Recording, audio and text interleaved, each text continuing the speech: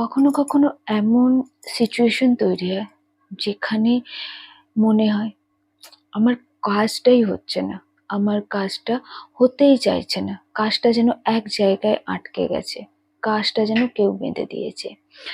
এইরকম অবস্থায় শুক্রবার দিনকে আপনি একটা তালা কিনে আনবেন। তালা দোকানে গিয়ে কিনবার সময় আপনি তাতে চাবি লাগিয়ে খুলবেন না। যেমন প্যাকেট শুদ্ধ তালা দেয় ওরা, ঠিক সেইভাবে নিয়ে বাড়িতে ফিরে আসবেন।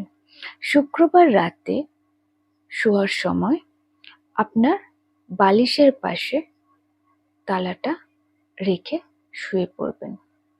শনিবার দিন সকালে ঘুম থেকে ওঠার পরে স্নান সম্পন্ন করে ওই তালাটাকে নিয়ে, ওই তালাটাতে তখন চাবিটা লাগিয়ে নেবেন। ওই তালাটাকে নিয়ে আপনি আশেপাশের যে কোনো মন্দিরে ওই চাবি লাগানো অবস্থায় গিয়ে রেখে দিয়ে আসবেন এবং ভগবানের কাছে হাত জোড় করে প্রার্থনা করবেন যাতে আপনার ভাগ্য খুলে যায়, আপনার কাজ আটকে গেছে যেগুলো সেগুলো যেন সম্পন্ন হয়।